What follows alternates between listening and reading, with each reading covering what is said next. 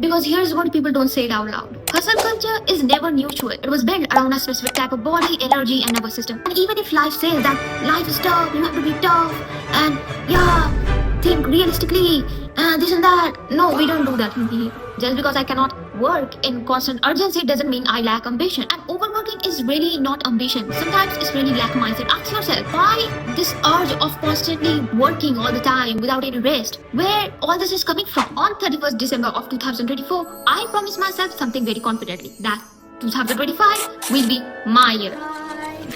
It's the last day of this year. Yup, that's me with my New Year resolution in hand. And she has no idea whatsoever that whatever is normalized over the internet when it comes to achieving your goals is not designed for everyone. And definitely not for her. I had goals. I was planning every single micro habit. I was doing vision boarding. I was doing scripting. I was doing every single thing. I really trying to read Marcus Aurelius. I was convinced She's a philosopher. that 2025 is going to really be my year. And honestly, January really proved me right because I was consistent with my work, my content, my studies. I was learning new skills. I was doing everything that people say you are supposed to do when you genuinely want to level up. And most of the time, whatever is normalized doesn't mean it should be healthy for everyone. But there were moments where my body really demanded rest. Guess what? I ignored them. Because what if rest made me fall back into my old habits? What if rest made me get distracted once again? What if rest actually makes me procrastinate and fall into this slump? And we absolutely don't do that when we are trying to make this our best year, right? So I ignored all of them and I kept going.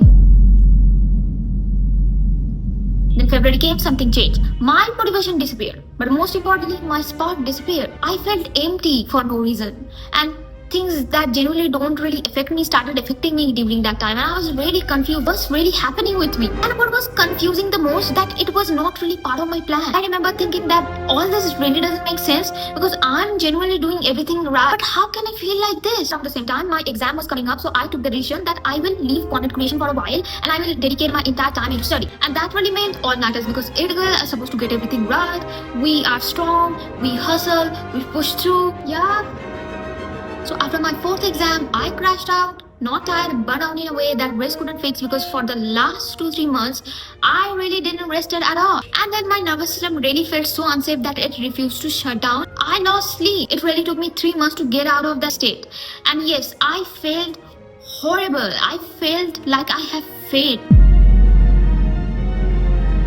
But slowing down really helped me to observe things that I've never really observed before. These are the things that we are supposed to talk about, but I don't know, I've never really seen anyone talking about this. That's why this is my honest version of what really life taught me to give up. But even after that, how I still ended this year saying that 2025 was really my year. If you ever felt like you really don't belong in this system, that you don't really fit in, that you are a failure for not achieving your goals, this video will really be a game changer for you. Number 1 is detaching my self-worth from external success. This subtle idea we all have absorbed for some reason that our external worth, especially materialistically, has to look very big for our existence to matter. If you are not achieving something visible, if you don't own impressive things, luxury items, if you are not constantly becoming something in the eyes of the world, then you are somehow small. And when you sit with this type of idea, it just feels very strange because that idea really quietly suggests that your existence is not enough and it does need proof in the form of productivity, proof in the form of titles, money, as if your life starts counting once it looks serious enough. I realize how exhausting that belief is because if your worth is really tied to external success, it's never stable. It rises when you achieve and collapse when you rest. Start feeling valuable on good days and really invisible on slower days. And that's not really self-improvement. That's actually emotional instability disguised as ambition. And yes, the outer world can reflect growth. And yes, it can be rewarding. It cannot be the source of my worth. If my inner world feels empty, no amount of success will ever fill it. When my inner world starts feeling alive and grounded, success feels as an extension, not a requirement to feel worthy. I started asking myself different questions. Why do I want certain things? Is it because of joy, expression, or is it fear? Fear of not being enough. And once I saw that, everything shifted. Working from interest really feels light and working from self-worth depth really feels heavy. My marks actually don't define my intelligence. This shows how much information I can recall at a limited time within a very limited system. My work doesn't define my worth because it just shows a very small part of myself, of who I am at my core. I am talented, way before the world labels me for it. I am resilient way before anyone notices. I'm an artist way before my art is ever sold. So is everyone else.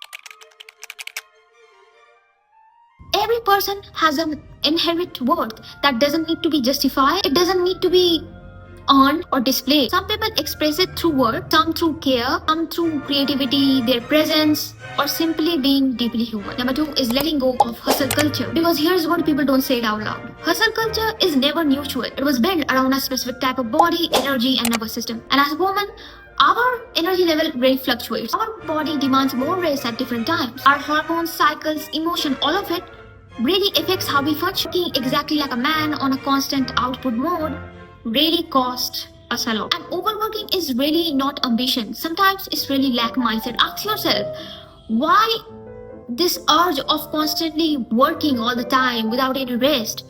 Where all this is coming from? It's a belief that if you stop, you will lose everything, that you really need to constantly prove yourself, to convince yourself that you deserve rest. That rest has to be earned. And that mindset really doesn't need more discipline, it needs good amount of healing. Number 3 is letting go of the comparison of nervous system. And this one required a lot of honesty, because for a long time, I not only compared my result with others, I also compared my capacity. How long they work, how little they seem to rest, how easily they would push through stress and pressure and still show up the next day as if nothing really happened. And quietly, I really made that my standard. If I wouldn't keep up, I assumed that it was something wrong with me. It genuinely feels very heavy to admit. I really felt very weak. So weak that I really need to toughen up like everyone else. What I really didn't understand back then, that a nervous system is not a mindset issue. It's not a moral failure.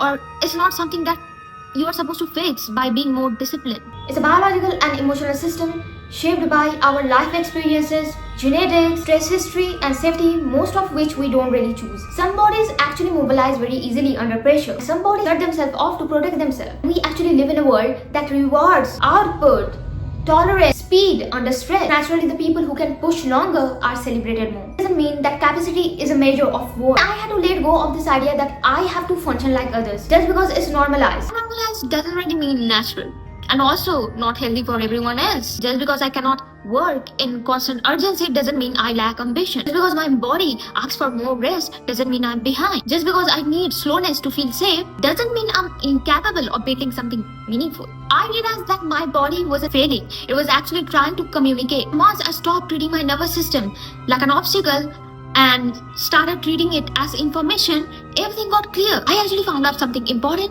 that I work very, very well when I'm regulated and rested, not rushed or pressured. I think better when I'm safe. That really doesn't make my path smaller. Number 4 is letting go of the fear of being left behind. We are constantly seeing self-development creators, wellness gurus, people online always showing their wins, constantly improving themselves and taking all of their goals. You consume all of this, a genuine question starts to creep in. You start questioning, am I doing something wrong? Why am I not there yet? What's wrong with me? But I'm not talking about, community influencer. I'm genuinely asking you. But ask yourself, why do you always feel the need to constantly improve yourself? Is it really coming from growth? Or is it coming from lack?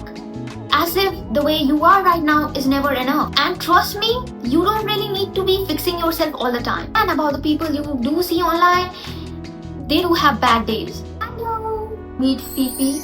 She's my daughter. Shuki, I love you. And about those people you see online, they also have bad days. They cry, they feel bad, they feel sad, and all of that. Because those are normal human emotion. And everyone feels them. They just don't show all of that on the camera. Comparing your behind the scenes and someone else's highlight will never be fair. And feeling stuck doesn't always mean that you are stuck. It just means you are human. And number 5 is resting and existing is very productive. This is art to simply being alive.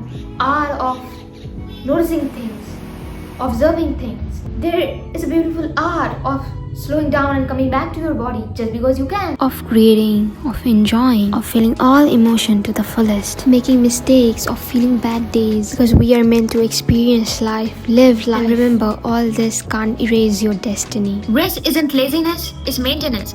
And When you rest, your nervous system recalibrates, creativity returns, and your clarity sharpens. And yes, sometimes choosing to slow down and return back to your body and leave everything aside is the bravest thing you can do. And even if life says that life is tough, you have to be tough, and yeah, think realistically, this and that. No, we don't do that in here. We don't do that in here. Absolutely not. So when I look back at this year, no, it didn't look the way I planned it to. I didn't hit every goal exactly on time. I didn't move at the pace I thought I should. But somehow this still became my year. Because for the first time, my growth didn't come at the cost of myself. I stopped measuring my worth by how much I could endure. I stopped forcing my body to function like something it's not. And I stopped believing that rest meant falling behind. What I gained instead was clarity, a sense of safety within myself, the ability to work from genuine interest, not fear, and the kind of fulfillment that doesn't disappear the moment I stop being productive. And I still grew. Just not through pressure, through alignment. Not by pushing harder, but by listening better. And maybe that's the part we don't talk about enough. That growth doesn't always look loud. Sometimes it looks like slowing down, choosing yourself and still moving forward just in a way that actually lasts. I want to be very clear about something before I end this. This video was never meant to throw shade at the people who genuinely thrive at pressure. Some people actually work very well in pressure and they are absolutely okay with intensity. Some people genuinely feel very alive in fast-paced intense. This was for different kind of people like me, the people who quietly felt like they were the problem, felt too sensitive, too slow, not built for this world, because our body really doesn't thrive in constant urgency. For the people who cannot work without existing, for the people who try to force themselves into fitting into a system that was never built for us, it was never designed for us, and then we blame ourselves when it didn't work for us. And rest is not laziness, and laziness is not what we have been taught. Laziness is actually avoidance without intention, and rest is regulation with awareness. They are not the same. This isn't about working, it's about working differently. It's about finding strategies that supports your body, not works against it. It's about building a life where progress doesn't really come at the cost of safety, our joy, or our self-trust.